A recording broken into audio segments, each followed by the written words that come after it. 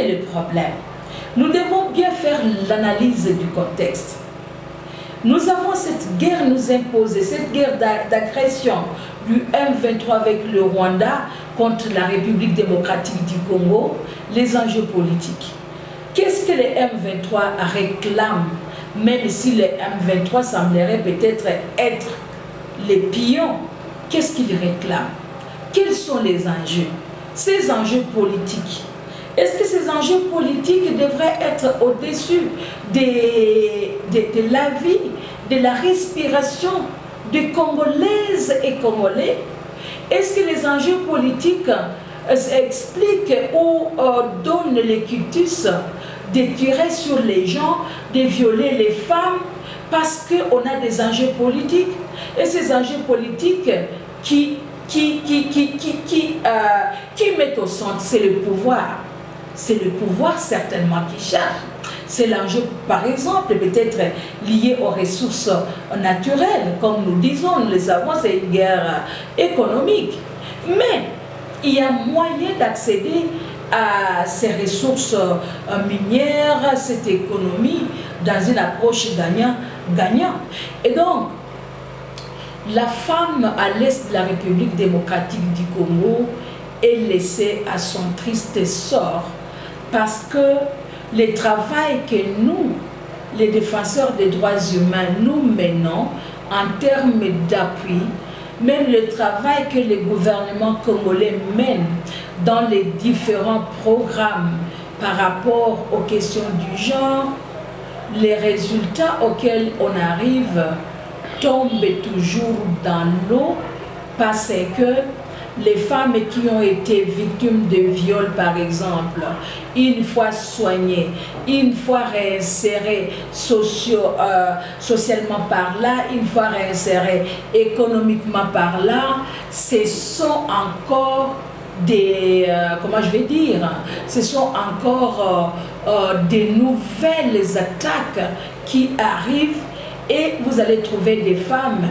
qui ont été violées à plusieurs reprises parce que la femme s'est vue dépouillée de tout ce qu'elle avait, la femme qui cultivait, la femme qui menait une activité économique, la femme encore s'est vue devant une situation critique, horrible, ses enfants tués, ses filles violées, ses filles violentées, et donc à une situation indescriptible.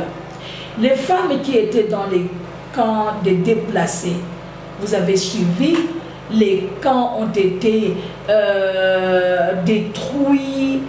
Vous imaginez être déplacé et encore subir encore la guerre.